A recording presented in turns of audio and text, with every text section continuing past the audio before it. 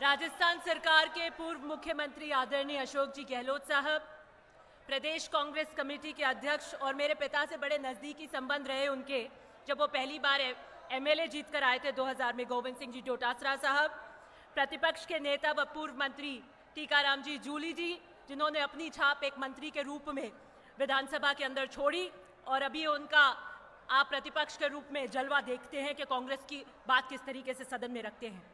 लोकसभा के उम्मीदवार जोधपुर से करण सिंह जी उचियाड़ा साहब, आपके यहाँ पे महेंद्र चौधरी जी, पूर्व विधायक कृष्णाराम जी विश्नोई, सुनील परिहार जी, पूर्व विधायक महेंद्र जी विश्नोई, जसवंत जी कछावा, पूर्व मंत्री साले मोहम्मद जी, पूर्व मंत्री राजेंद्र सोलंकी जी, पूर्व विधायक मनीषा पवार जी, पूर्व विधायक हीरालाल जी मेघवाल और सम्मानित मंच, इस सभा में विराजमान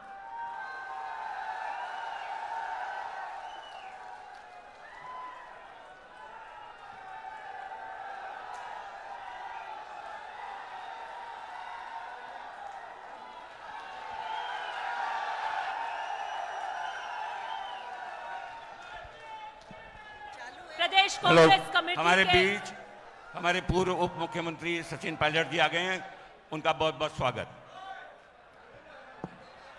प्रदेश कांग्रेस कमेटी के पूर्व अध्यक्ष व महासचिव कांग्रेस सचिन पायलट जी, वह सभा में विराजमान पितातुल्य बुजुर्गगण, युवा साथियों, माताओं और बहनों, जिस भारी संख्या, जोश और उत्साह के साथ आज की यह भीड़ बता रही है कि जोधपुर लोकसभा के अंदर सूरज अब कहां से उगने वाला है।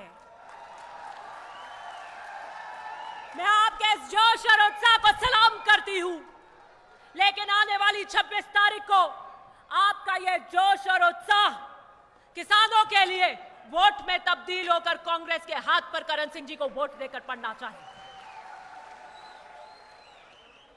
5 साल के कांग्रेस के इस कार्यकाल के अंदर मैं गर्व से यह बात कह सकती हूं, एक विधायक के रूप में, जब मैंने 5 साल काम किया तो यह किसानों का राज था, यह गरीब का राज था, यह आम का व्यक्ति का राज था, यह पिछड़े का राज था, यह महिलाओं का राज था।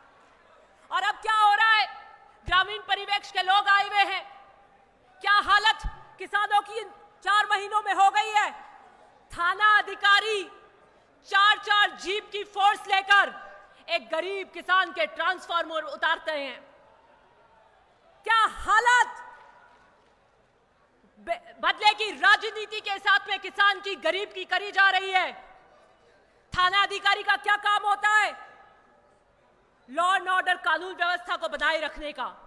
थाना अधिकारियों के यह काम नहीं है कि नेताओं के इशारों पर बदले की राजनीति से गरीब किसान की खेती जल जाए, उन ट्रांसफार्मरों को उतार कर लेकर आए। डंके की चोट पर हमारे निर्देश थे। विजिलेंस की बात हुई तो मैंने मुख्यमंत्री जी से टाइम लिया और मैंने व्यक्तिगत रूप से उनसे मिलकर कहा कि विजिलेंस 5 साल के राज के अंदर, किसानों के अंदर, घरों में 5 साल कांग्रेस के राज में नहीं होनी चाहिए। और मुख्यमंत्री जी ने हाथों हाथ एमडी को फोन करके कहा कि there will be no vigilance, कोई विजिलेंस नहीं होगी 5 साल। और 5 साल जोधपुर के अंदर कोई प्रकार की विजिलेंस नहीं हुई।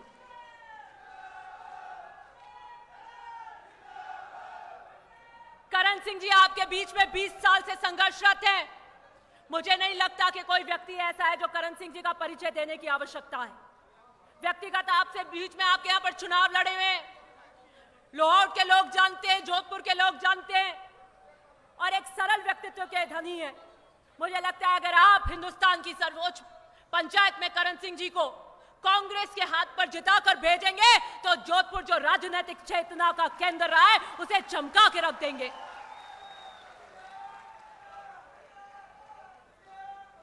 आपका वोट तराजू में तोल कर दीजिएगा। आने वाली 26 तारीख को जो चूक आपसे 3 दिसंबर को हो गई, जो चीज की कमी रह गई, उसे ब्याज समेत आने वाली 26 तारीख को वोट में तब्दील कर डंका बजाइएगा।